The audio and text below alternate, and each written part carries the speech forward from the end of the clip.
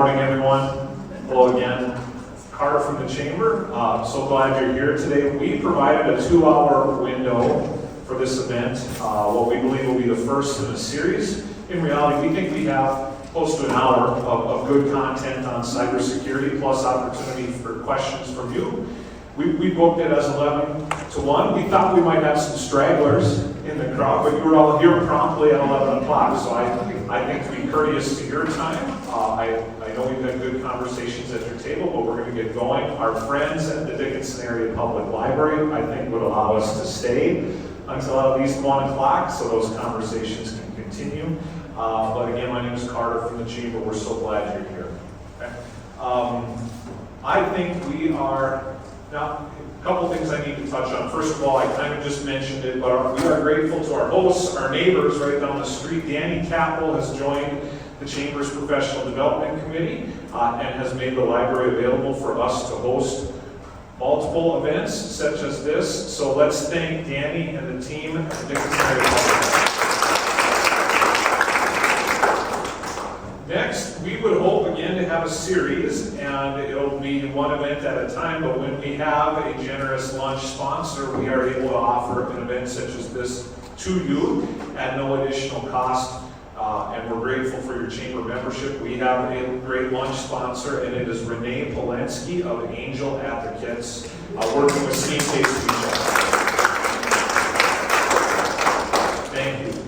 Angel Advocates help those who would qualify for government assistance but need help along the way to jump through the many bureaucratic hoops to make that happen. The Angel Advocates. Renee Polensky, at a minimum, for her contribution to our committee, she deserves a name tag from me. It took me 2 tries to spell her first name correctly. Renee, R-E-N-A-E Polensky. She waived. Anything you need to add to that, Renee? Listen to what they have to say and know that they are helping me with my small business, and that's kind of why we decided to do this for you guys, that they are fantastic and I'm waiting for what they have to say. You bet. And I mentioned, we think we're starting a series here. We've got topics in mind. We have a regular recurring date in mind. We are here on the 4th Thursday of each month. That would be most likely where these would land. November would be an exception to the rule because that would be Thanksgiving for your families and for mine. We would likely land on November 30th with Empowering Engaged Employees with Michelle Wall from the Dale Carnegie Association.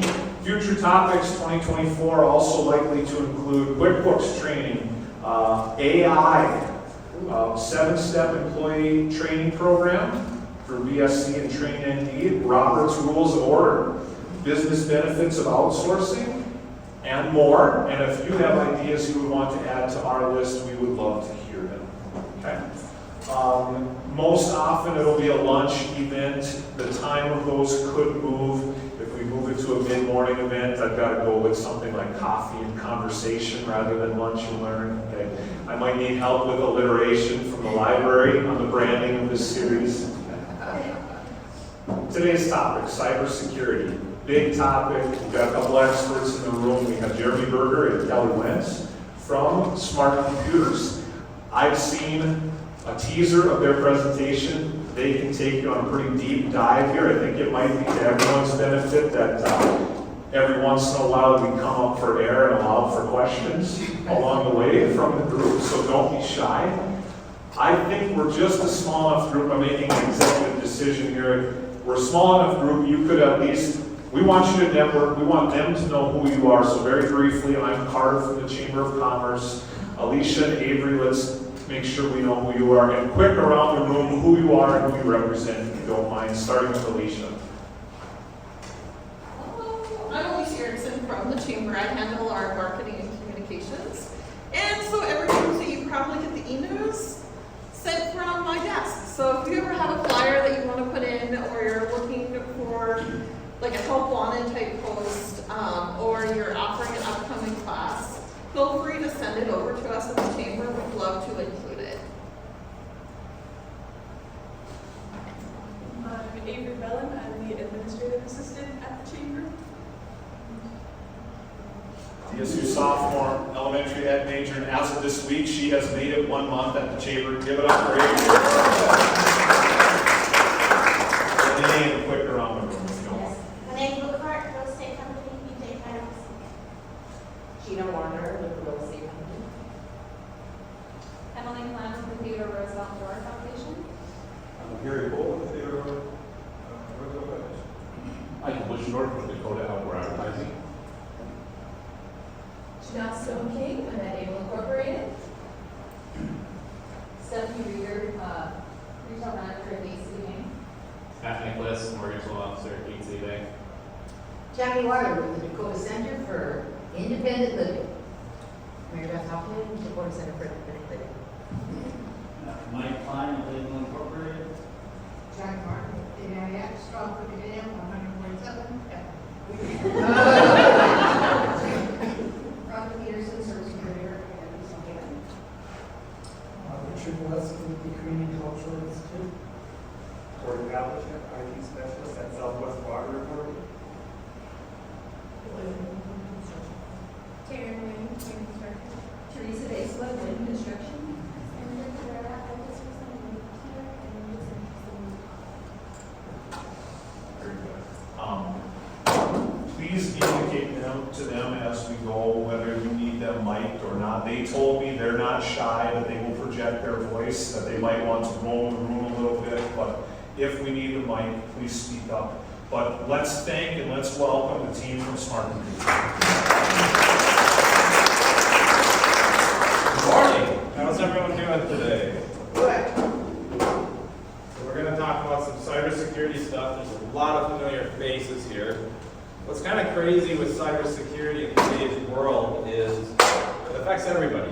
Kids, probably even if you have a dog, you have a phone in your pocket. It's everywhere, but yet nowhere all at the same time. So we're going to try to run through some slides. There's a lot of fun statistics. Because as computer guys love numbers. So who we are, well, I'm Jeremy Berger with Smart Computers. This is Kelly Wentz with Smart Computers as well. We own the company. We deal a lot with security. We deal a lot with technology for the last, 30 years, give or take. I was also a bank auditor that would do full IT pen tests in a previous life. So if you guys want to throw out any questions about Sarbanes-Oxley or Bramley-Pliley or HIPAA, FERPA, anything like that, we can probably get you a pretty good answer. Moving forward. So, hey Jared, before you inform them all this wonderful stuff, I just want you to know I have this great email address. If I send you out the scan at realsmartone.com, make sure you put your bank account numbers in there because I'm trying to earn some money. It'll also lower your taxes, okay? So if the money disappears, it'll help you out to file taxes. Yeah. You won't make as much, but you won't pay as much in. So, well, we provide a lot of cloud services. We provide, we're going to use some other terms, like SASE. We manage a lot of companies here in this audience. We also take care of quite a few school districts. Because what's happening is in these smaller towns, people with computer knowledge or IT background, well, they don't want to live in, Headingers and the Monts. They want to live in the Bismarck, Fargo, Minneapolis, Silicon Valley, or anywhere else. And we'll get into that a little later. So we do a lot of different things. We're local. We also help businesses, kind of figure out what their path is and move them forward with technology. We're a full managed service provider. We do a lot of stuff with security services. We always have. It's always been baked in. So if you subscribe to our program, we got you covered. We also take care of home users, and that's what I wasn't sure if this audience was based on home users or businesses. We have some government entities here too, so you have a little different rules that one must follow. But they're all basically the same when it comes to this stuff. Your security is critical. you know, it's changing. You know, the world is changing. There's a lot of countries out there that aren't happy with us. You know, you got war in Ukraine, Russia, you got China, you got Iran, you got, trying to think, North Korea, Rocket Man over there. They're all gunning for the United States because, well, the United States is still one of the richest countries on earth. So if they can get access to our money, you know, they will do it in whatever way they can. So over the last couple of years, here's where we're sitting. So it was 4.2 in 2020, and those are billion with the B's. 6.9 in 2021, 10.3 in 2022. And that's in losses, and that's reported. You know, so the numbers probably actually double that. You know, so what we have here is, you know, the corporate data breaches that are reported, you know, 128 million. So that would be like your Sony hacks, things like that. And this is as of 2020, not, I don't have current statistics on this for this previous year. Your business email account hacks, those are 1.8 billion plus. You know, and that kind of goes into the security awareness training, which we kind of, you know, we educate our customers, and we have programs to educate you on, you know, especially your employees. Your employees are forward-facing, and they're also kind of the weakest link compared to the IT people that Corey over there will, you know, vouch for. You know, so, you know, credit card frauds, you know, that's another, that's a big one too. That would include things like your Target and other breaches like that, you know, from the past. Now, this statistic, this is from Jessica Newby. She works at ITD. So, state of North Dakota, their inherent risk as of 2020 was $877 million. And that includes schools, courthouses, government, things that are tied in there. The ransom remediation, 2019 to 2020, doubled. This year, well, 2021, because they're a little behind on their statistics, don't have anything for 2022, so it takes a while to calculate these things. So in 2020, it was $761,000 in reported losses in the state of North Dakota. 2021 was 1.85 million, and 2022 is probably double or triple that. This year, this was reported attacks in 2020, and this is kind of our sectors. We got retail, 435, education, which includes schools, 499 reported attacks. You know, things like that, the list kind of goes down. You know, and that's here in our state. That's not New York, it's not any place else. And a lot of it is with this cybersecurity, it's changing so fast. A lot of agencies in the state are having problems keeping up. You know, and also implementing cybersecurity is kind of an expensive proposition, especially once you start scaling it up. All right, the challenges. Well, threats are changing fast, and that's where AI comes in. So there are AI-based attacks, which it used to be people, but now AI is taking over and doing it better than people. So it's scaling a lot quicker. So when a person would attack like a network, AI can do 1,000 to that one. All right? They bypass a lot of basic security measures. So if you have a neat character password, no two-factor, it's literally probably a couple seconds and it's done. You know, basic recommendation if you have your small business book, which has a lot of great stuff. And then I also have a cyber attack one, and that's more kind of home user. You know, it'll touch on, hey, you know, like on your Facebook, do two-factor authentication, so at least you get a text message before somebody takes over your account. And where it gets really interesting is if you have a business or if you own a business and your personal account is linked to that business, now they have your business account.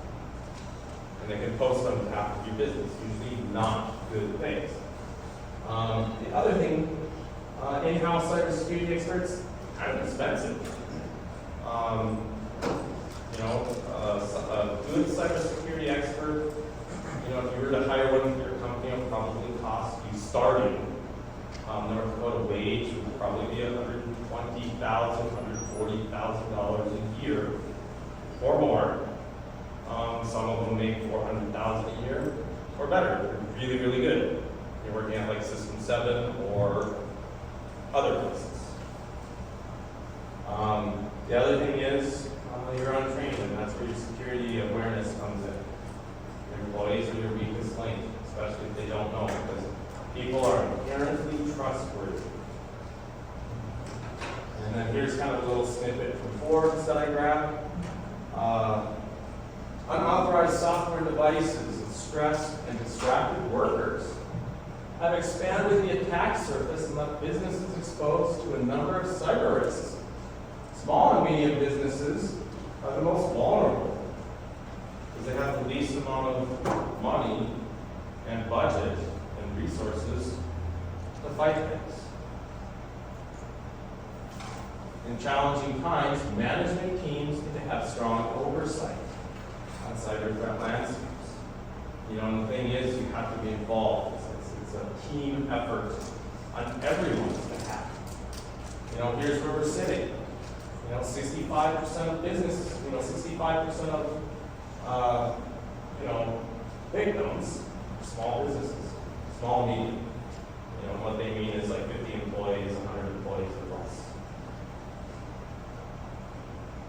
69% not identified or even have documented security threats or anything like, hey, this happened, what are we going to do? We have backups, somebody checking those backups, nobody really knows. Are those backups off-site? That's part of your disaster continuity. 3% of SMBs, well, they don't have one. And then you see that. That's kind of normal. 57% don't have trained or informed employees of users. And it's kind of normal. So if you're in there and you're going, well, we need to be doing this and that, and yes, you'll get there. It just takes time. Why security is critical. So this is kind of an interesting thing, and this I got from the IC3.gov. It's a website that the FBI and BCI and all those guys use. So when this kind of stuff happens, you're supposed to report it. Do people do it? I would say 50-50. We've had to go either way with our customers.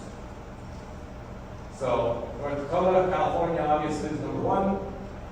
We're sitting right here at number 34.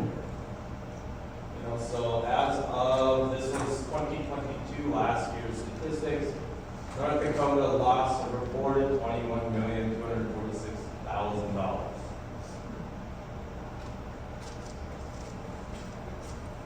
Yes? Does that have to compare with population? Yes. Yes. While population and partly wealth, also, we'll get into that because, there's also a pride factor. And so that 21 million, I didn't get it. Absolutely none of it. Just let you know. Right? Didn't get any of it. Yeah, I have a question. AI was mentioned once. If I asked AI, ChatGPT, to write me an email and fish for private information from chamber members, would AI comply with that, or would AI tell me, I'm sorry, I will not help you break the law? Was it on your computer or somebody else's computer that they can't trace? Well, the question really here is which AI are you using? If you use the My AI that's built into Snapchat that every 7th grader is now using to do their homework, no. If you use ChatGPT, which Microsoft dumped in $26 billion, probably not. But there are dark web language. It's a large database language model is what it is.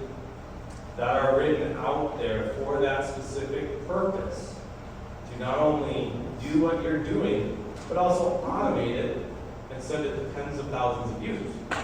But you gotta be very, very careful.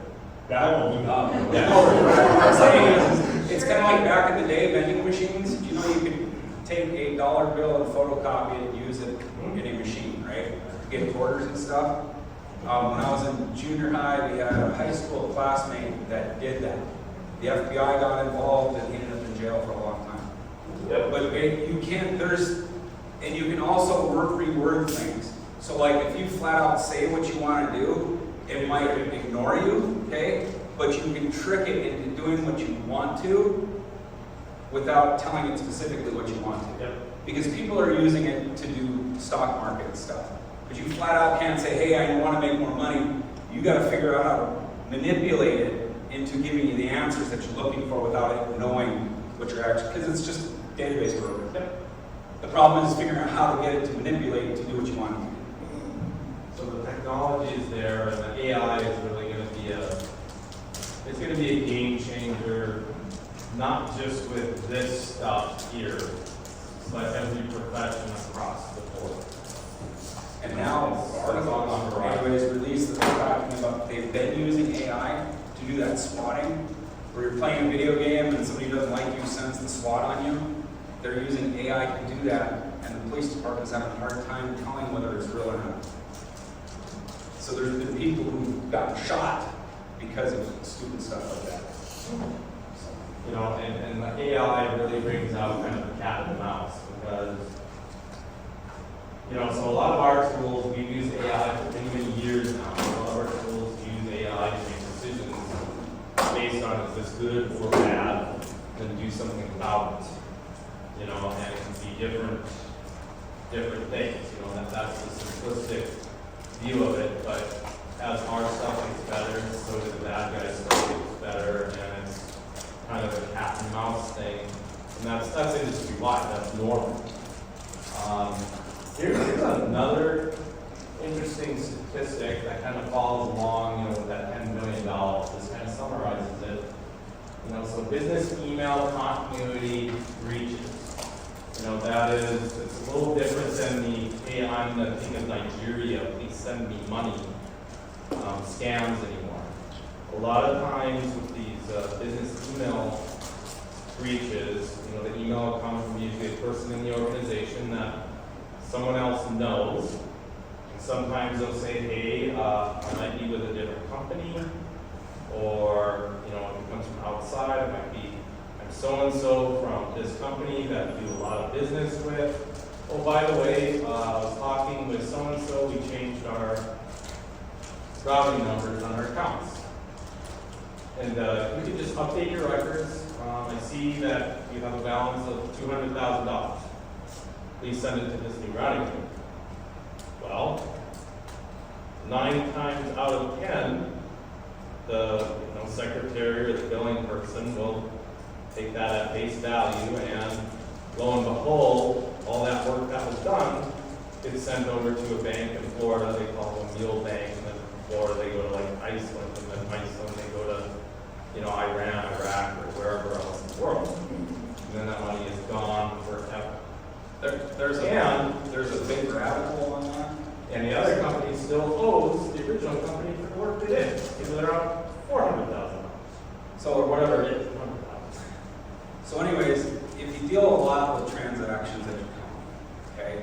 So like, you'll get an email stating that it's from some company, or you'll call a company and talk to someone on the other end, and basically you're doing other transactions with them. You'll get a phone call a few minutes later, pretend to be that person you just talked to, okay? And they'll basically like, hey, I just talked to you a few minutes ago. Yeah, how are you doing? Oh, doing good. Hey, I forgot to mention, we changed our bank, whatever, routing numbers. Oh, sure, no problem. Now it's more believable. And now what happens is they go in and change the routing numbers, it goes to a different company. We've had them go as far as duplicating their check. So some companies require you to send a check, so a business check, right? So they send it and it's identical to the check that company was sending it, and all of a sudden the numbers are changed, they change it, now that money goes out. They also changed the names, which I think everybody's pretty much familiar with, like, let's say time.com, okay? So the T they can't really change, but the I they changed to a small l. And then they create a website, web information on the back end. So now you're sending it to tlme.com and not time.com. And it looks legit. And it's legit. And it's a real bugger, especially when they send you emails and call you regarding the emails. There's a lot of that stuff going on. The person that ends up being responsible is the person that sends the money. Okay? Not the person on the other end. So once you send the money, it's your responsibility. Okay? I think there was something else, but just drop it. The other thing that's interesting with this is if you look at ransomware, because that's one of the things, so like a lot of these attacks here kind of all lead to this one here at some point in time. Once they get in, they all kind of point to that, and that's kind of like the payload, if you will. But the ransomware is actually fairly low. But right here, it's artificially low loss rate. And we see that around our area. I'm gonna go back there. I want to show. Anyways, on the definitions, there's a lot of like phishing.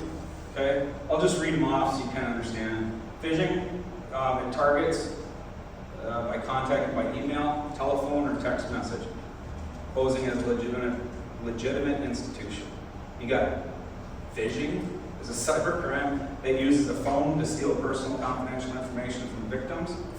Okay, you got smishing is a social engineering attack that uses fake mobile text messages, which I don't know if you guys got in the UPS thing. That, yeah, you got a package, can't deliver it, need to send me money. Hey, people do go into that. It happens. So if you have any relatives, Christmas, Thanksgiving, whatever, let people know of stuff like that because some people don't. Okay? Then you got farming, which is a social engineering attack, reflects internet users trying to reach a specific website, but they send you a different website. We used to call that hijack. Yeah, they changed the name. Two-factor. Everybody familiar with two-factor? Raise a hand, show your hands. Two-factor, okay? There are ways of getting around two-factor, just so you know. It's not 100% airtight, okay? Some of the ways they do it is by, when you do the two-factor, it's cached for a while, so if they get in your machine or they're already in your machine, they can get in that way when you're not looking. Wi-Fi networks. Biggest thing with Wi-Fi networks, if you're doing something bank-related, I know it's hard, get off the Wi-Fi, get physically plugged in. Around here, I don't think we aren't going to have a lot of problems with that. Bigger cities, you have a real big problem with Wi-Fi. Wi-Fi, for $100, $150, you can scan anybody's Wi-Fi. You kick them off their Wi-Fi, they retype in their password, and boom, now you got their password. And then now they can log into your stuff. So just be kind of aware of some of that stuff. I think that's it.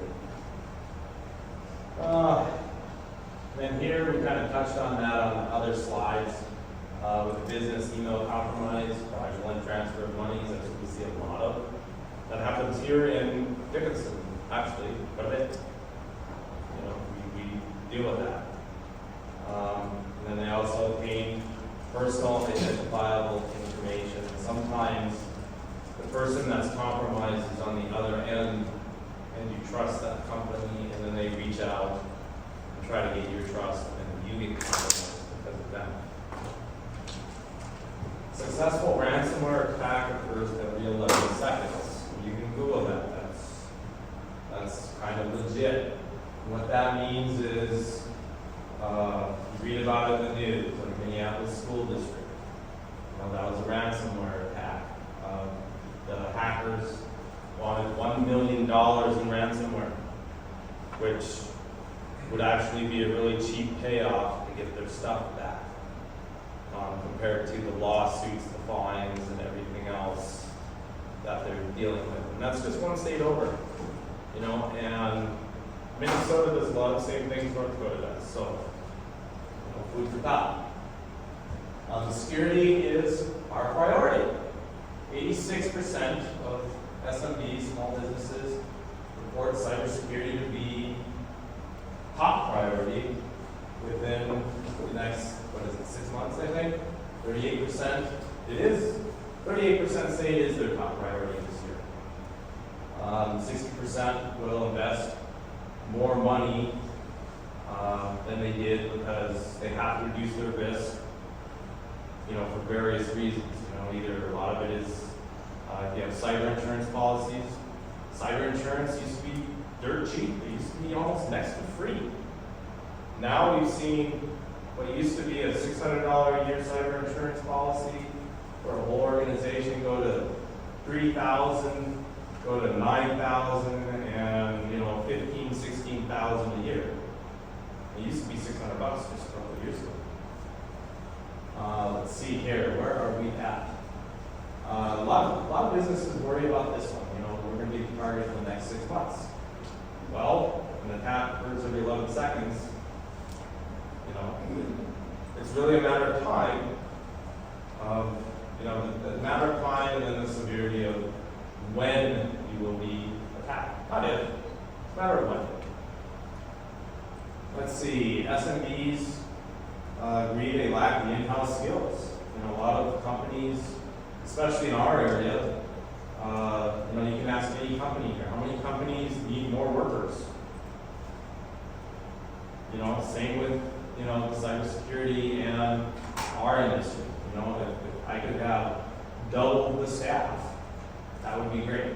But we're in North Dakota, 100 miles from everywhere. Let's see here, 77% or 73% are planning to invest more in the security infrastructure over the next 12 months. What that means is, well, even just by buying a new Windows 11 machine, it is inherently more secure than your old Windows 10 machine. I'm an iPhone guy. I know some of you guys are Android or Google or whatever, but the iPhone 15 that just came out is inherently a lot more secure, especially if you're using like grayscale or black box, some of those type of things, like law enforcement, they use those, than an iPhone 14 or iPhone 13. And then the iPhone 10 is relatively simple to extract your data of the person who's on it. But you better wear a heat glove or a mitt or something. They get hot. Yes. Yeah, there's some problems with it. Yeah, they get hot. They're working on it. 100 plus degrees. Yeah. Cook eggs on it. The industries that we are consistently under attack. Finance, banking, number one. That's where the money is. But what's neat about finance and banking is they do a lot of things more right than all of the other businesses because, they have DIC and I forget the credit union, is it WC?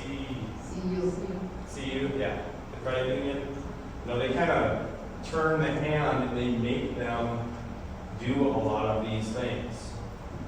They have to have, full financial audits and IT audits, and then it depends on the size of the bank, resources, assets, quarterly, some are monthly, some are yearly, some are, and I see that changing as well. Healthcare, number two, they take care of a lot of people. So, how many of you have been to the hospital in the last 3 years or a clinic?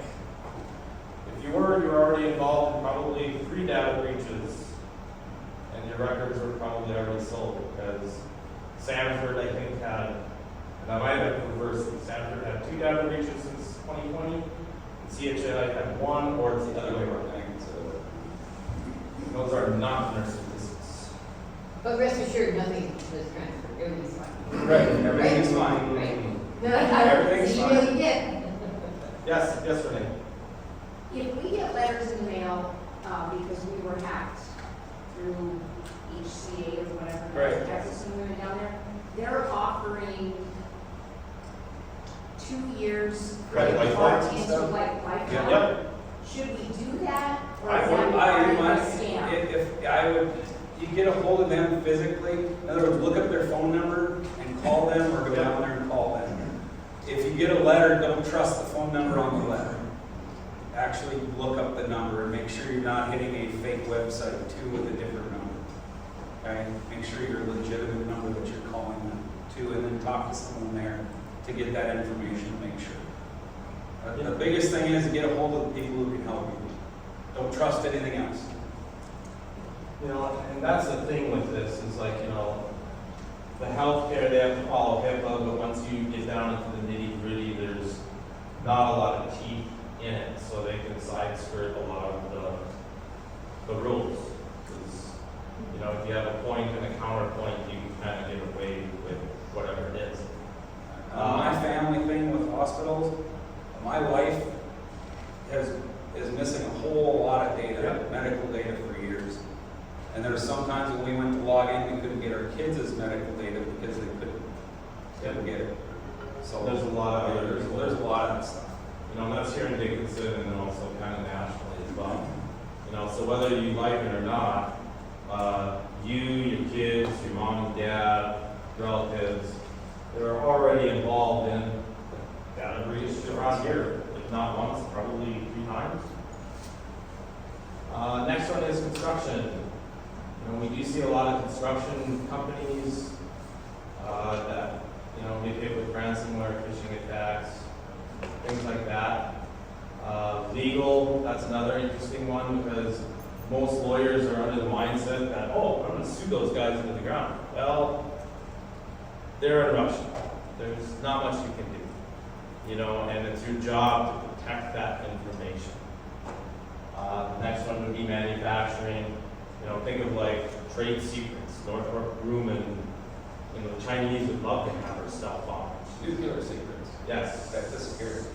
You know, so a lot of private manufacturing, you know, work on other things than just whatever it is. The small businesses, challenges that we see a lot with the cybersecurity. They don't believe it'll ever happen to them. We're in Dickinson, North Dakota. That's not going to happen here. We're too small. Why would they target me? And, oh, I got nothing. They can have everything that I have on my server. It doesn't matter. The other thing is they expect personal devices in a lower percent. You know, they don't really want to spend the money. They want flexibility to use free. You know, everybody loves free, but free is exactly worth what it is you pay for it. You know, some of it, yes, it is okay, but when it comes to, you know, security or like even your family, free, you know, if you had a free brain surgeon, would you take them up on an offer? Or would you want to kind of find the more expensive one you could get if it was life and death? You know, the other thing is they have a lot of blind trust. You know, they don't understand that, hey, the world has changed. You know, they think, oh, you got antivirus, we're using the free Defender, you know, our Linksys from 1999 is still good. You know, they don't realize that, oh, that's been compromised, you know, Kremlin or gateway to the Kremlin already.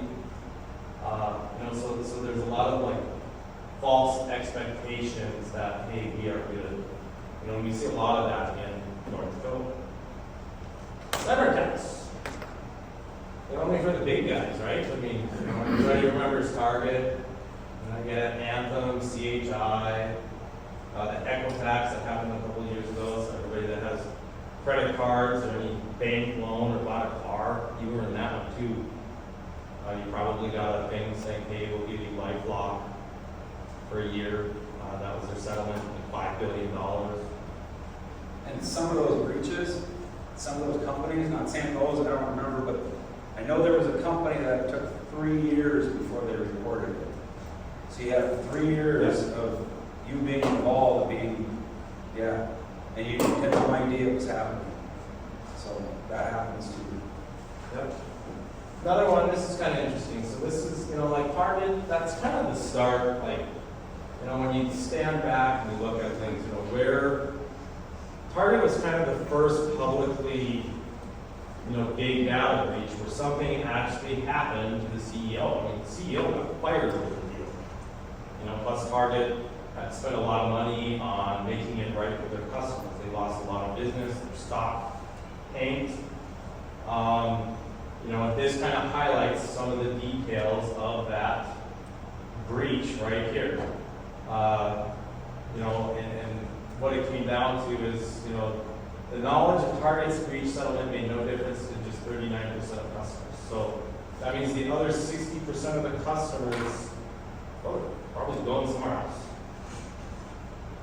You know, so it was a fairly big deal for target.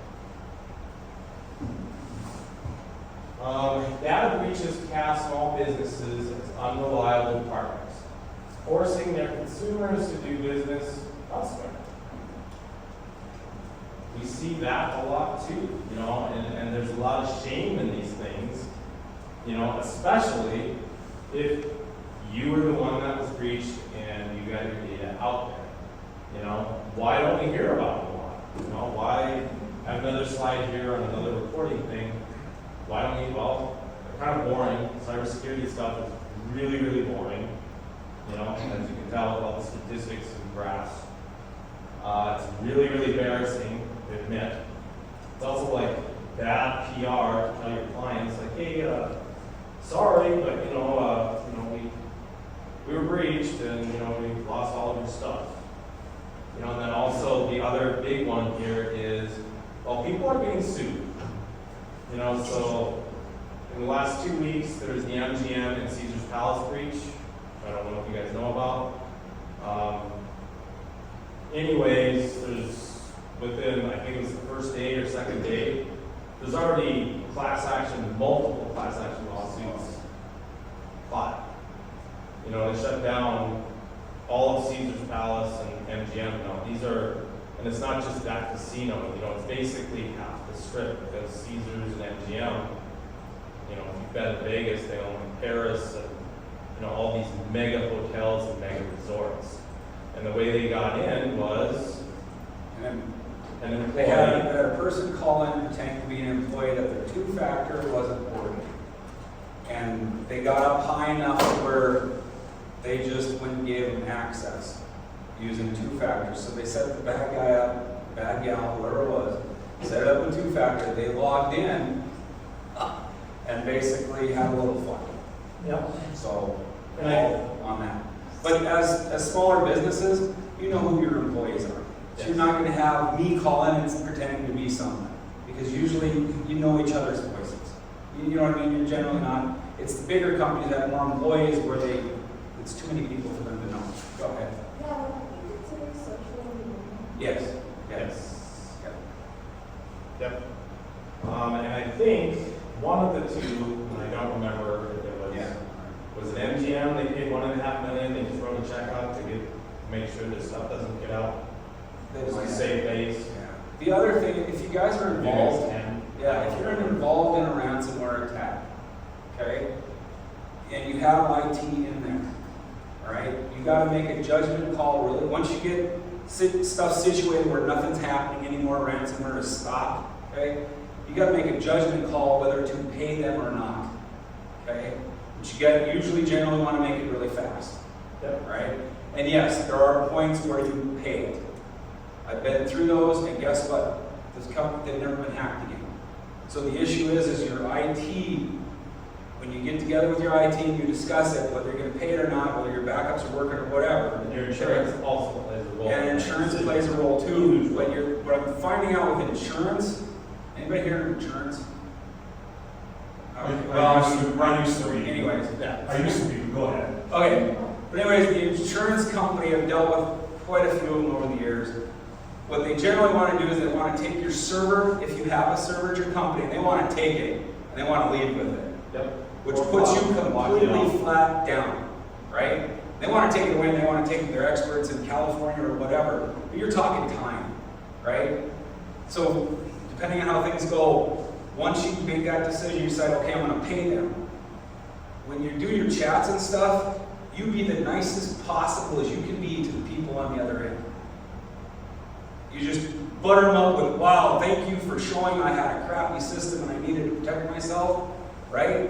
I'll do better next time to protect myself, right? Because you don't want them taking your data and putting it out on the web. Yes. Right? Your biggest thing is don't piss them off. Because then you'll pay for it, you'll get your data, and they'll trash it out on the internet. So you get your data back, and then you have your IT go through freaking everything. and make sure there is no possible way that they can have a backdoor or something getting into it. Once you have that guaranteed, then you're good to go. But if you do it halfway through it, they can get right back into those machines. Obviously, shutting off your computer, shutting everything down doesn't. It does. Here's the thing. When the software is running, it's encrypting stuff. You want that bugger to stop. Okay? So a lot of the things is if you open an email, okay, some people have a gut instinct, right? Kind of like walking down a dark alley, and you just feel really weird, right?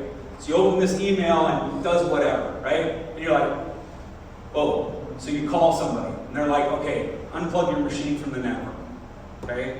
And then we look to see if it actually was something or not something, right? But if you ignore that gut instinct, that might have been your chance to save everything. And then what that software does, it goes out to everything and starts encrypting everything. Yep. And then what happens is when it's done, then it pops up a message, but that's too doggone late. And then on some of that stuff, depending on the ransomware, if you don't shut down your machine, we run into where we can save the data. Okay? We've also had it to where those turkeys tell you all your crap's encrypted, but they change, you know how you have like exe file? Everybody's familiar with an exe file, right? They change the exe to donkey, whatever, right? And if you know that file and you change it back to exe, it works. Yep. There are some of them that do that because it's faster just to change the extensions than to actually encrypt. So then you pay for it, and then they either unchange that or they just say, sees you later. But we were able to save one time 6.4 terabytes of data. That's a lot of data because they changed the extensions. It took us like 30 some hours to change it back. But anyways, look at all their data. I've seen it where it'll flash and it's at an 800 number. Call immediately. Yep. Okay, here's what you do. You just go to your start menu and restart your machine. Yep. And that's a fair tactic. It happens a lot, and it's got my relatives. Yep. $120,000 worth. And what they want to do is cause chaos and kind of throw you off your game so that you do stuff that you would normally do. And they'll also call you. I had one lady who, she was being called 80 times from these bad people trying to get into her stuff. And they did get into her bank account. There's a lot of different things. But if you get an email that you don't know, delete the thing. The other thing is on emails, when you used to back in the day, when you did preview pane, well, when you look at it, you're opening up the email. Yeah, so a lot of us, we turn that off so you don't automatically open up email. Your cell phone, my brother got hit with Wells Fargo just the other day. And I got relatives who, well, Kelly, you're too doggone busy. It's like, call me, right? Just call me. But my mom, she got all her money back, but it was that stupid thing that popped up. But it was doing an upgrade. She had a software and a program that she used to pay to upgrade, and it had the name of the company and that, you know what I mean? So she thought it was legit. But they actually took her to her bank account website to show that they were transferring the money into her account. Yep. And so they got all her information and they just killed her account. On banks, and I know some of you, right?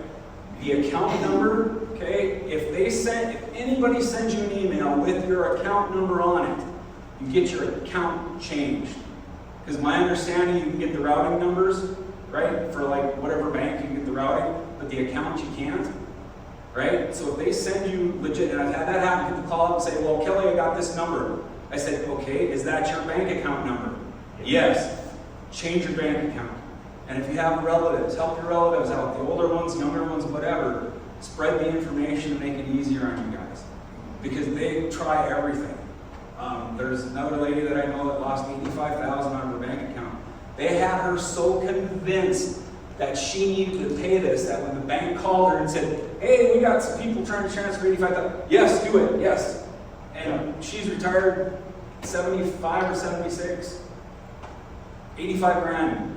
Gone. And you know, when you get retired, you don't have a lot of money coming in. So it's a lot of money. And she never got that back. I will be honest, I didn't call it in, but it got to me with an Amazon account.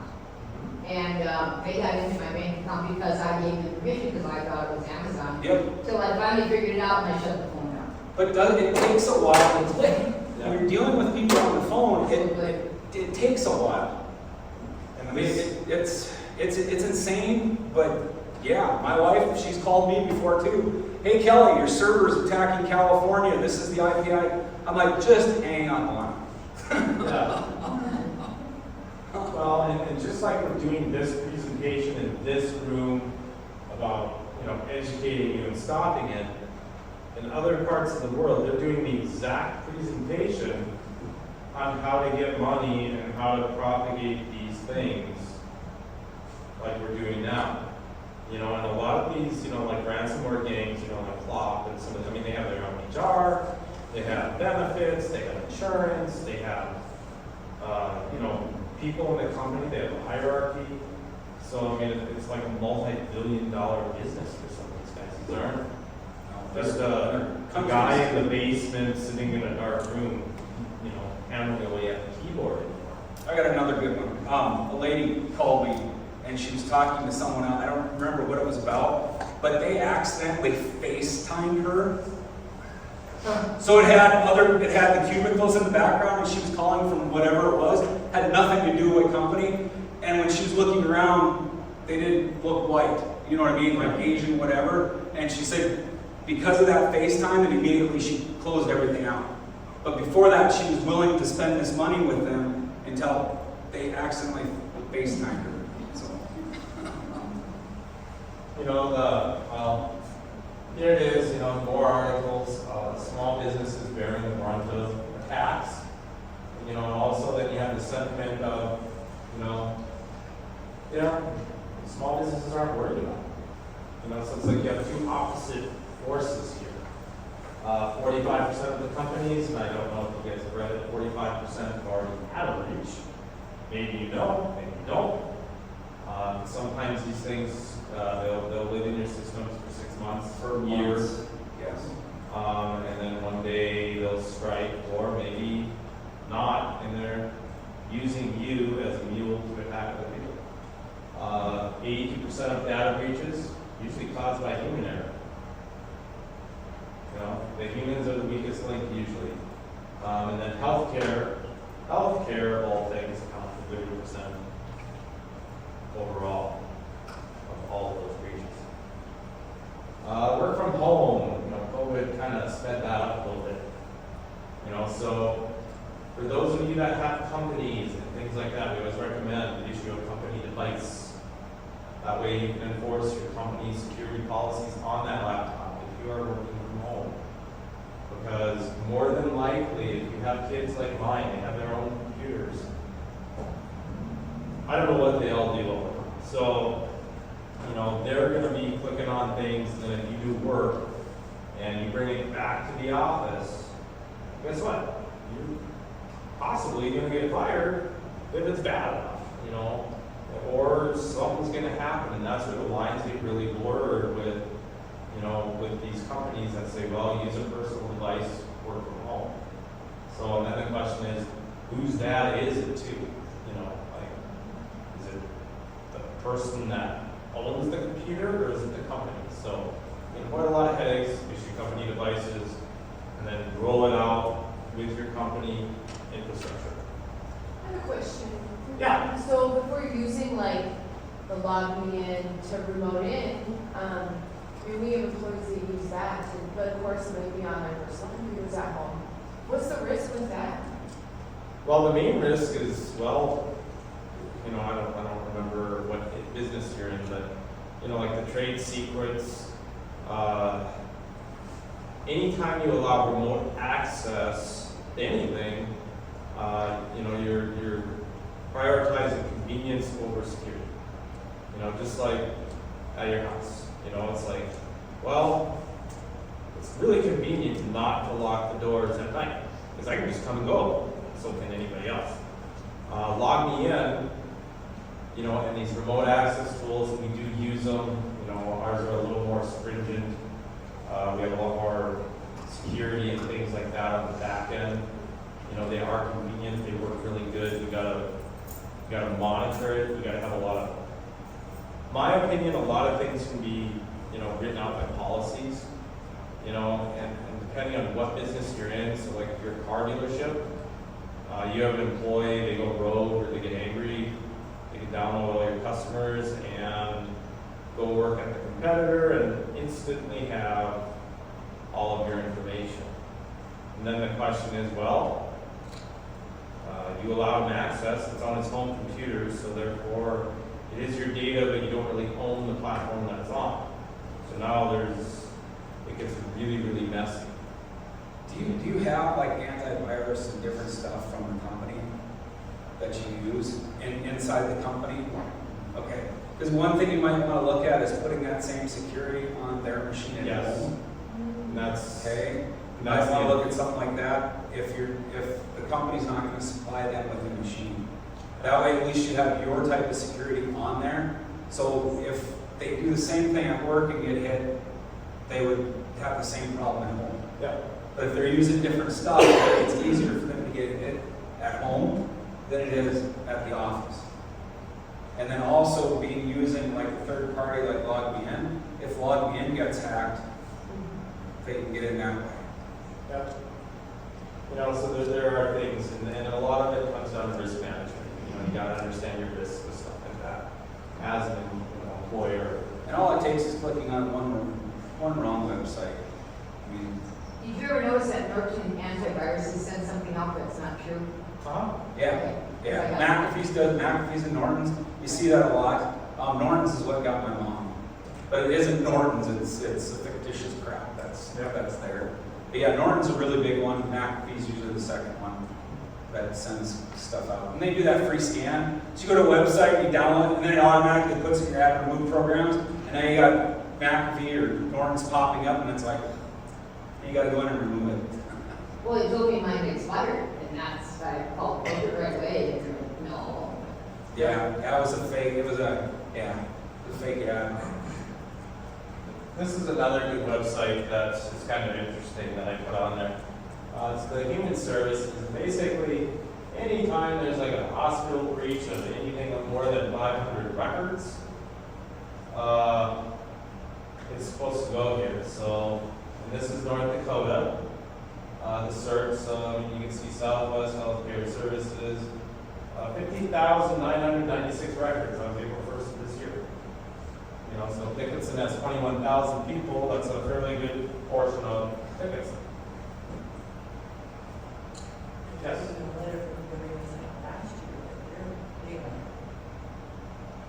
Yeah. And, you know, and the thing is with some of this stuff, it's like a lot of these companies need to do better, and I hope it's a wake-up call for them, or people got to start suing. And that's kind of the reality of some of this stuff. But the Their software response to prices, that I know it's Yeah. all has to do with prices, but because it's not cheap. And then you're talking per machine, per month, not year. They're always talking that month thing. Yeah. So it gets costly. So one of the things, you know, with this context, protect your house. Here's what we see. So this was from 2021. They're saying, you know, tax was just about 8,000 an incident for micro firms, which are like 10 or less. Here it's 300,000 for some firms. Some encountered worse outcomes for 474,000. That was 2021. What we're seeing around here, Southwest North Dakota, what we've seen is about 170,000 to 500,000 on average. So the maliciousness, the dollar amounts have gone way up. And those are actual losses. That's like real cash out of your checking account that some of these businesses lost. That's not our services to fix it. That's not any of the lawsuits. That is what the cash they lost. And the other thing is for FBI or DCI or any of those guys to really get involved, if you lost, let's say, 170,000 out of your business checking account, you could file a report there and do nothing. They might look at it once you start hitting this 500,000 or $1 million or more. Yeah, $500,000. Just when they really- Then they might actually step in and do something about it. Phishing emails, one of the main ways that we see this type of loss occur. It usually occurs with company A emailing company B, not legit. They pay for services for a fake company, and they still hold the bill. ACH, right? I got that right? ACH is the biggest. That is absolutely the biggest. So whoever's doing it, those at the companies, keep us real stringent on that. Anybody requests ACH, We're starting to see the wires too, though. Are ya? Yeah, Okay. we're seeing the scams. I mean, it's, wires are supposed to be pretty secure, but we're seeing that these people are your biggest breach, right? So this 170,000 to 500,000, is this on just businesses, or is this businesses and personal too? And how do they determine that that's the number? Is my question. well, we know that's the number because It was on this awesome website. Yeah. We just copy and pasted it. No, on those there, we know those are the correct numbers. We saw those. I mean, we know. The reason I'm asking is because I'm sure that a lot of times losses aren't actually reported. Yep, there's a lot of So that it's reported. gonna be more than that. Oh yes. Just Well, double no, it. this is like just. I just doubled it. This is like the range. This isn't like how many we've actually seen. But they usually, as of lately, are falling in this category right here as far as losses. And the thing is, the companies involved are not actually our customers, and now they are. So, it's kind of a learning lesson. The other thing on bank, which I didn't know until I got a call on some stuff and I had to deal with some stuff. But add a bank account, business account, and some of you probably all know it or some of you know it, you have only a certain amount of time to report it. So like if I go to your bank account and I withdraw $100,000, right? Yeah. And I'm a bad guy and I walk away and I have that money. How long does that business have to report that money missing? Do they have a month, 2 months? Because what I just found out, you have 24 on some companies, banks, okay, to 48. That's it. Hours? Yes, hours.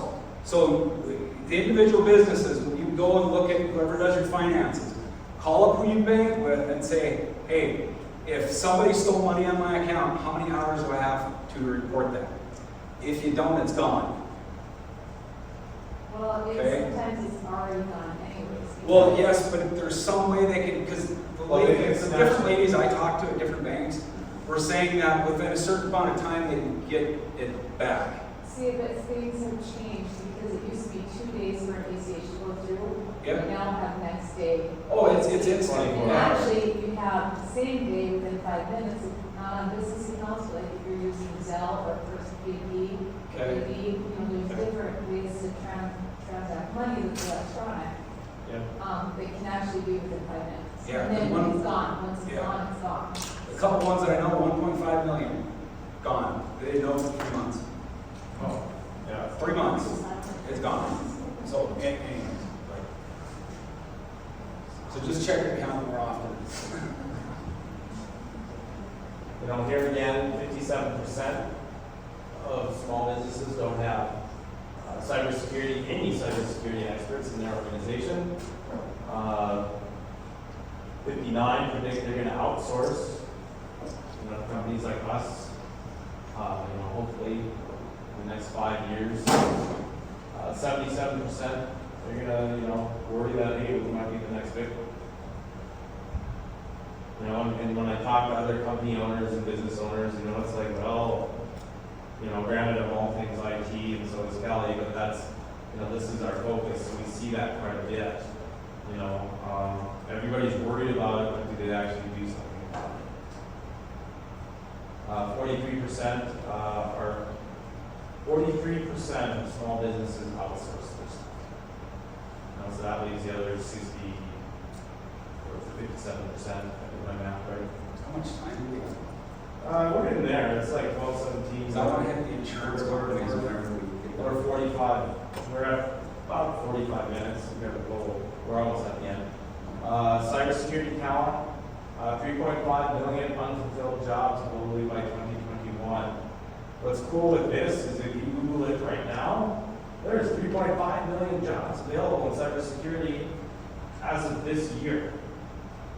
You know, so we got kids, they want to get into it, it's a great field. They will have immediate jobs. You know, here's kind of the data responsibilities, and this goes along with the, you know, your insurances and things like this. The data owner owns the liability and establishes the budget for protecting the data. All right? That's kind of a big deal. You know, the IT team, you know, so like on one hand, you have the IT team that installs computers, make sure everything is running, you know, stuff like that. They come up with solutions. They make sure that the data is available, you know. Then you have your InfoSec team, and then they are the ones that basically, is it a risk? Who needs access? You know, and that's where you have your confidentiality, integrity, availability, you know, that most security people will throw out there. That's where that comes from. So as long as you do those two things somehow, you are good. You know, but just remember, however you secure your stuff, you gotta have a point and a counterpoint why you are doing it this way. So as long as you can answer that, or you're willing to take the risk, that's a good, you know, good way of doing it. It's all about risk. And speaking about risk, I gave you guys a quick little sheet, and I use this a lot of times on businesses or when I go to a site. Sometimes my gut tells me I already know what I'm walking into. But as a company, you just put a checkbox by some of these things that you're doing or not doing, and this will kind of give you kind of the nuts and bolts on, hey, we should do this, you know, or let's put this in next year's budget, or let's talk about it. Maybe we can do it better. All right, and on encryption, okay, from my personal thing, I hate encryption. Not because I'm trying to protect people from the bad guys. If something happens to your encryption, your data's gone, you can't even access it.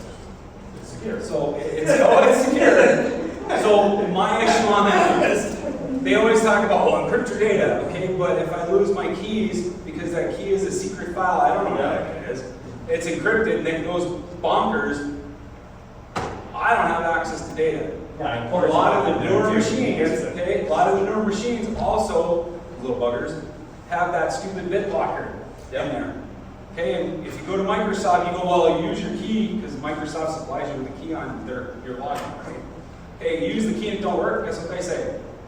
Format, reinstall it, can't get your data back. So now if you had something that was very vital, right, on that machine, you can't access it, because we're protecting you. I just want you to know we're protecting you. So go ahead and encrypt it all, and then when that key goes, Fred, you can't access nothing, I was protecting you. So that, with me and encryption, I just, you know. Our ways of backing up your encryption keys. So, that is on the list, you know, and this is like a short version of, you know, a lot of different things. And the only way you know that encryption key works is when you use it, and if it doesn't work, you can't. That's it. So yes, you could have the key backed up like in 12 different places. You punch in the key and it errors out, it's gone. And that, yes, that does happen. So here, you know, we're protecting our house. I tell people, like, think of it as, you know, things in your house you want to protect. You know, like pets, family, you know, probably should, you know, protect them. Intruder, bad guy. Your collectibles, you know, kind of goes down the list. And this relates to cybersecurity too. You know, you got to identify it. How are you protecting? You know, you got doors and windows. You got locks, education. Okay. You know, detection device, that's kind of cool. I mean, you've got an alarm system, cameras. You know, so now you can kind of say, hey, somebody's coming in, somebody's doing it. I know about it. Now you got to respond. Okay. You know, maybe you got a dog, maybe you got insurance, police, maybe even a baseball bat or something else. You know, depending on what that guy is doing. Or yell. Huh? Or yell.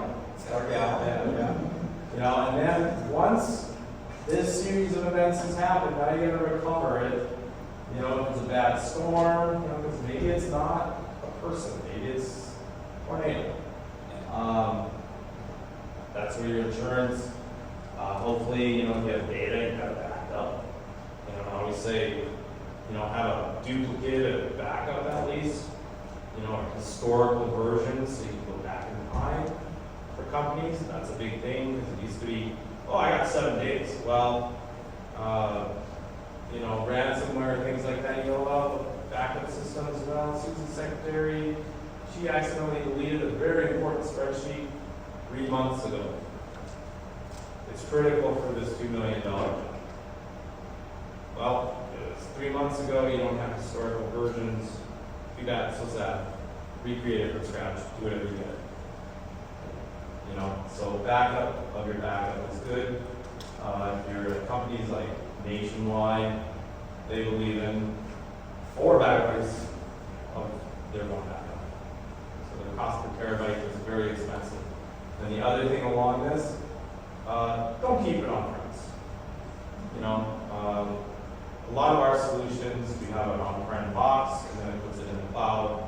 So that way, if you get ransomware or the place burns down, you have it somewhere else automatically. It used to be back in the day, the person would take the tape, put it in their purse, take it home. And as long as that person is reliable, you can still do that. We talk a lot about risk. I'm going to kind of speed up here because I know we're running a little long, but like a risk, everything with security is risk. What is the likelihood of it happening? How bad or catastrophic is it when it does? And that's a lot of the questions that you have to ask with your business as far as like business processes that you are doing. Analyze the risk, whether it's the employees. The next one, and I know Kelly touched on this, we have dark web. So here's the way it looks. So you have the real web, Google, all those guys. Then you have kind of the deep web, which would be, some of your company intranets, like ND court cases. You guys use that. And then you have your dark web, which is like Tor. And then there's actually 3 other ones that have stood off from that. So it's a little deeper again. 96% of all content and data is here. And this would include, your company server or Microsoft OneDrive, things like that. The stolen stuff, that's where you get it here.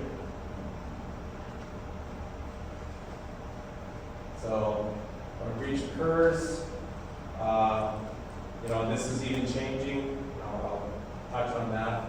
So stolen credentials, people buy and sell these things on a daily basis as far as like when a breach occurs. So they don't always get used right away. 197 days is the time it takes for an organization to recognize that they were broken into. And then a lot of times, like with the Russians, this is kind of interesting. So stolen credential occurs. It's already on the, well, you can buy it within 19 minutes. Somebody's probably going to buy it. If you're interested in, checking to see if you've been involved in any breaches, you can write this website down. It's kind of a fun little thing. You type in any email address, have I been on.com. And then we have like dark web reports for like companies that'll basically outline every single user in the whole organization. And most of you probably have been in the Adobe hack of 2014. I think everybody on the Yeah, everybody, yeah.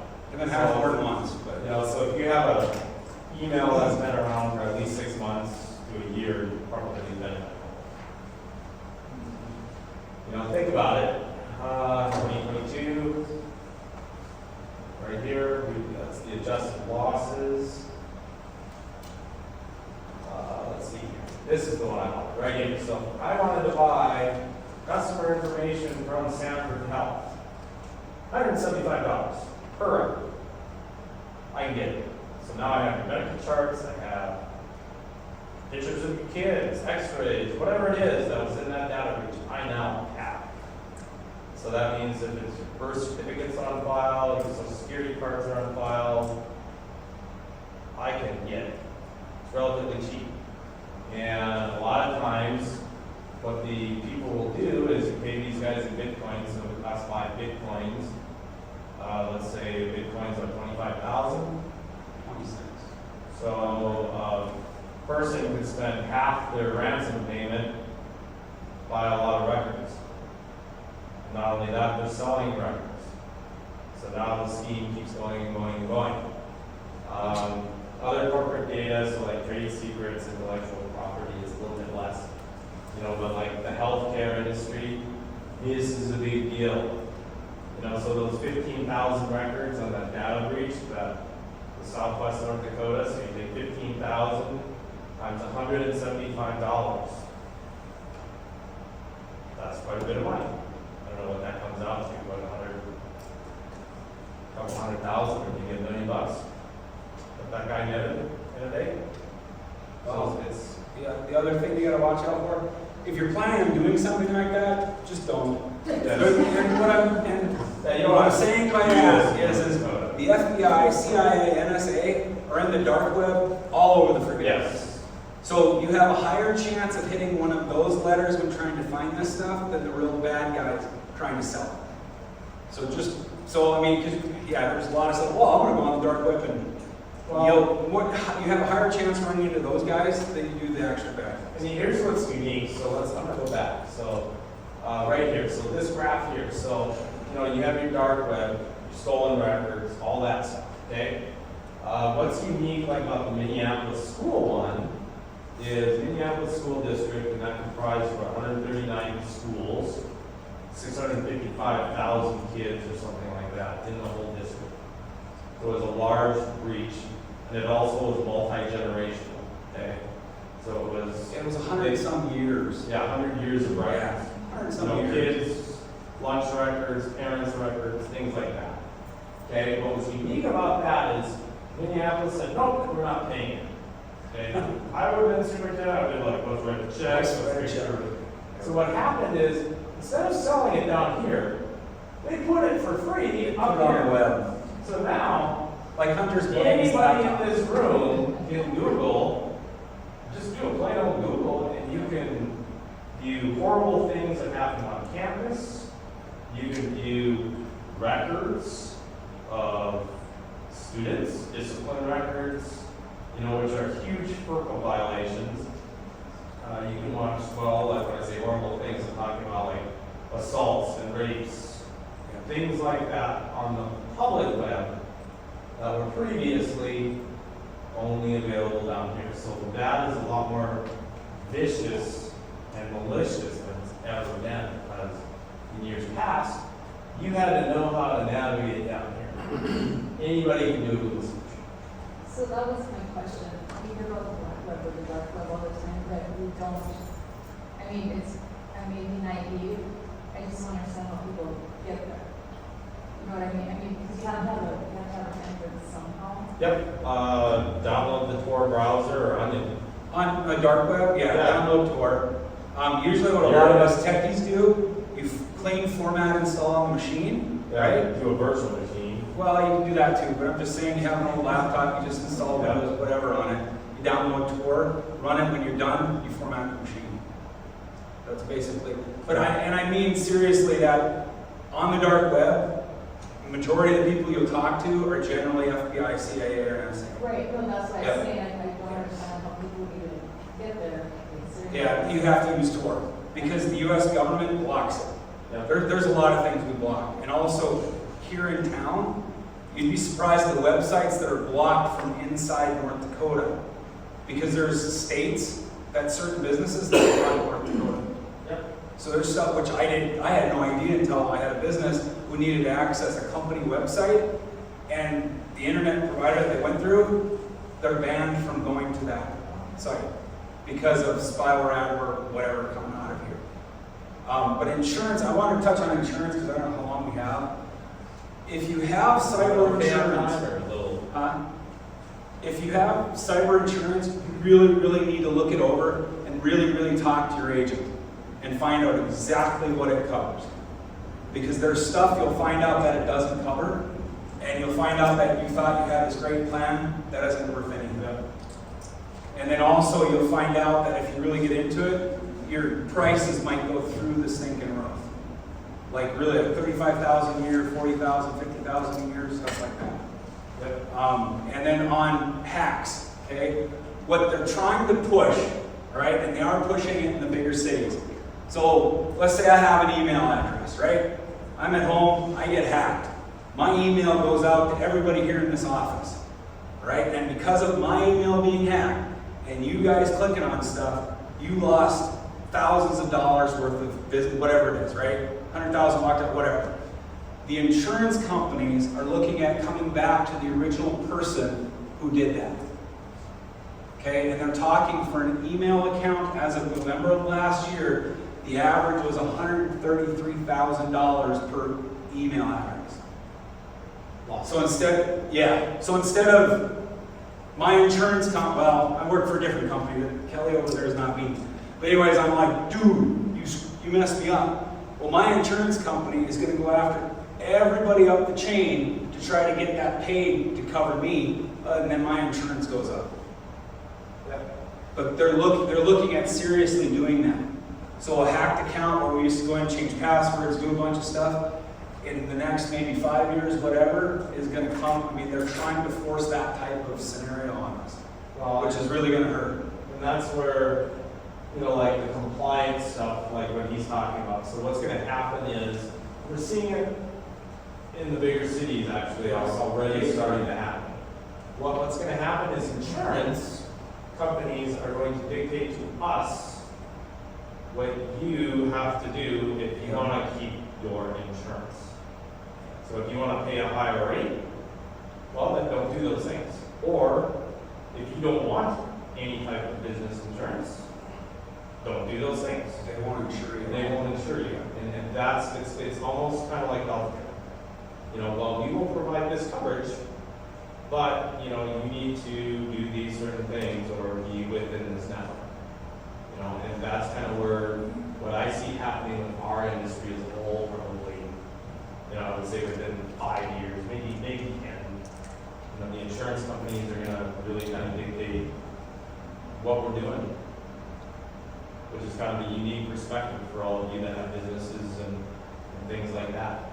You know, but these are the things that we see, you know, like you got to educate your people, access tools that will help you with compliance to your data, and then also like know what you're securing. You know, that's half the battle. You know, what are you trying to protect?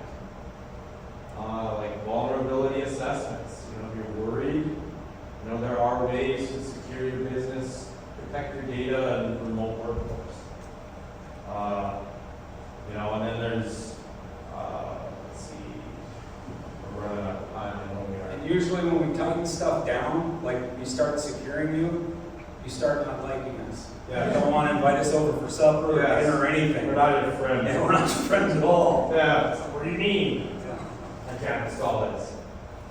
You know, so a lot of our stuff, you know, so we have, you know, SOCs, NOCs, 24/7, 800 people, eyes on things, you know, especially for those that are really worried about security. We also, you know, have looked at, you know, like your documents, you know, something like dentist office, things like that, as far as compliancy issues, they have to, you know, report things. It's like 80 to 87% are non-compliant in the dentist section. It's like, somewhere. Yeah. I'm trying to hustle here. So we look at the endpoint risk, you know, so one of the things that we do, you know, and this is our SASE security is, you know, security is like an onion, you have defense and depth.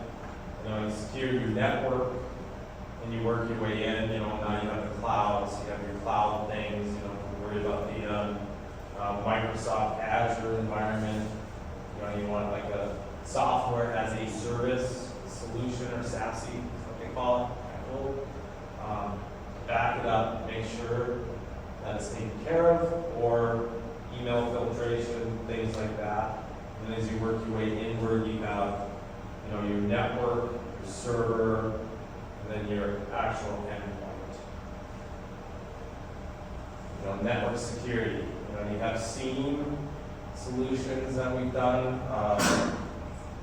Help me with this one. It's Oh, hell no. security. It's SIEM. That's SIEM. And what it is basically that looks at what is this device doing, whatever it is, and is it supposed to be doing? Yeah, the individual files. It Yes. combs through it really. Yes. So basically, you can have antivirus on your machine, and you can have them to where they get into your machine, and your antivirus don't even see them. Nope. And then they have a playground to play with. I talked to a company when we were in Florida that they had 30,000 machines encrypted in one night. And they had stuff, okay, that we used to use, right? And we've had all kinds of ransomware attacks. We have hundreds of ransomware attacks throughout all the things we do, right?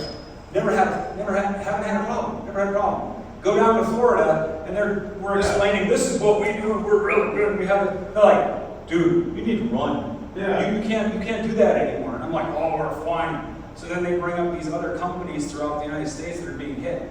And they're getting through that AI type software that we're so impressed by and walking right through it, encrypting 30,000 machines in one night. That fast internet connection. Yes. But if you want to be the most secure you possibly can, like I said, all the way back in like 2002, 2003, unplug your internet. You'll be perfectly fine.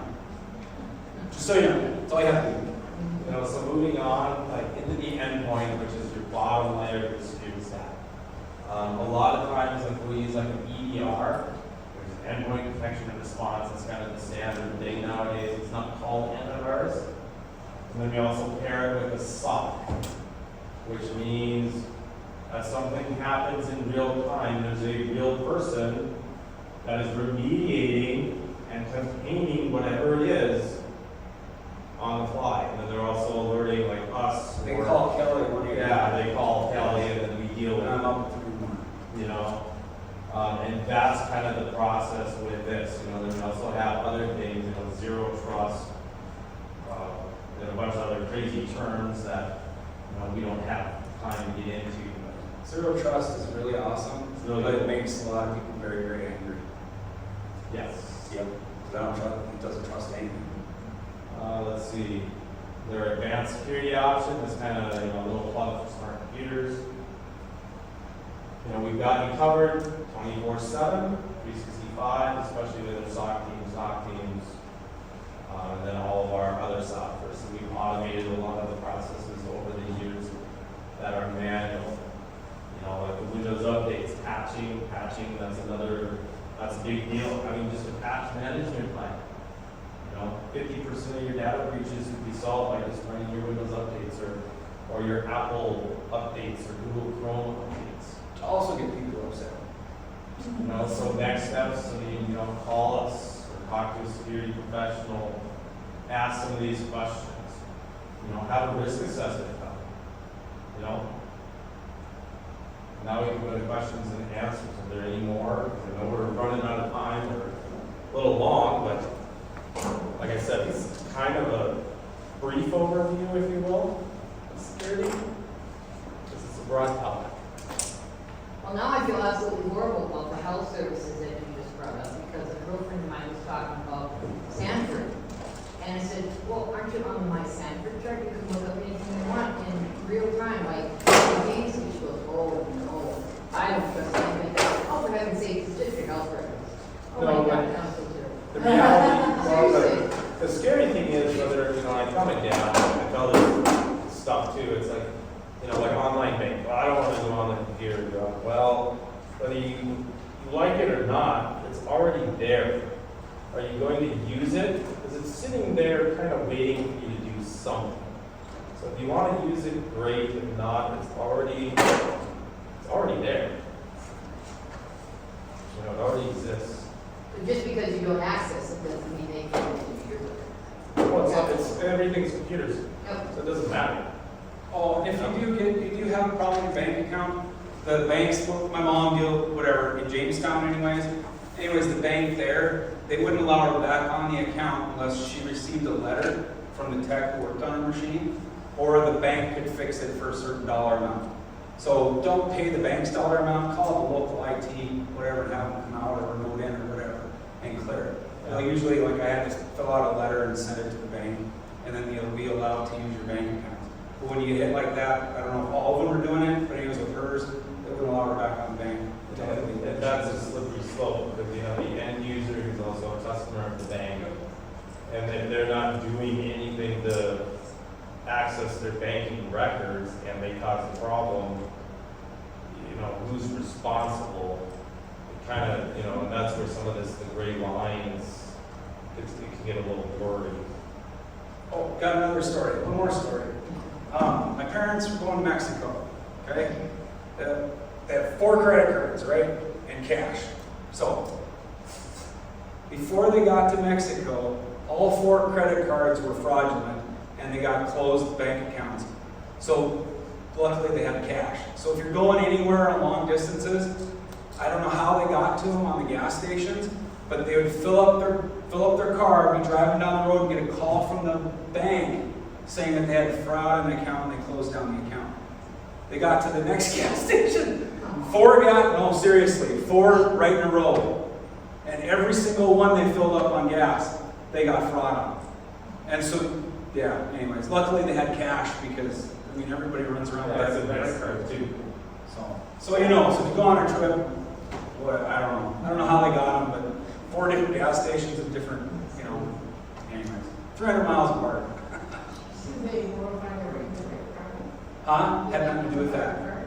No, yeah, it wasn't that. What it was somehow they were getting it from that gas station, and all 4 gas stations were the same There company. must have been a skimmer. So somehow they were getting, and there were 4 separate cards, and they got all 4 before they got to Mexico, or to Mexico. Yeah, it was 17. Renee and then Matt. Yeah. On the gas station thing with my company credit card, I'm not exaggerating, 5 times at Bismarck gas station, I had my credit card at. So I had to shut So it down. did you go in, or did you do it out? Swipe it. Okay. See, and I heard there's somewhere you can punch some codes on that to cancel it out when you're done, because they're grabbing the numbers somehow off of the machines. I've heard that. I just never really looked into It's it. just scary because it's convenient to slide that card in, you don't have, most of us have time to Right. run in. Yep. And it takes more time to change everything that's automatically on your credit card. Yep. Oh yeah, because all your auto pulls out. Aren't they saying that the police will come over it, so that I can read the card? No, there's a way from, and I'm trying to remember, there's a way they can walk up to the machine and they can punch something up that brings up the previous card. So there's something, you have to do something to cancel the previous memory dump. And I've heard of it, I just haven't done anything with it. Matt, what do you got for us? Well, I was just kind of wondering, you mentioned a few times about, like when you get a ransomware and, you have the option to pay it or not. Isn't that a risk too, though? You Yep. go and pay it, and then they could still... It's a risk, but it's, like I said, it's They're how you honest. handle the situation and the people on the other end. Honest thieves. All they want is the money. Don't piss them off. Yeah. They've got all the cards. And basically, usually how they approach you on their emails and stuff is we found a vulnerability, we're helping you out, pay us, we'll give you your stuff back. Now you have this problem, get this thing fixed or we're gonna come in and get you again. So, but I've had companies that I've run into where they're cleaned up, they get hit again, and then they get hit again. And it's because the techs, my opinion, okay, I'm not shooting anybody, but I'm just saying they didn't thoroughly go through everything and make sure everything was cleaned up, and they were able to get back into it.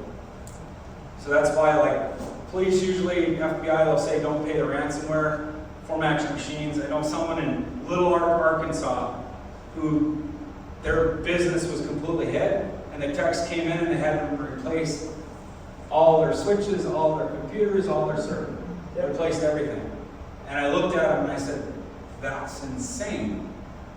And he goes, well, then I don't have to worry about it. I know it's all cleaned up. Where we come from, we go in, we find out how they got in, and we stomp them. Fix it. Yep, and we fix it. but you don't need to spend 20, 30, 40,000 to replace equipment that you might have just bought 2 years ago. I mean, people can't afford to, you know, unless you got an open checkbook, but I don't know, North Dakota thing, maybe. Well, I don't know, I think we're gonna wrap it up here. I know we're way over time, so I'd like to thank Renee and Berger from the chamber. Yes, let's do that. Thank you.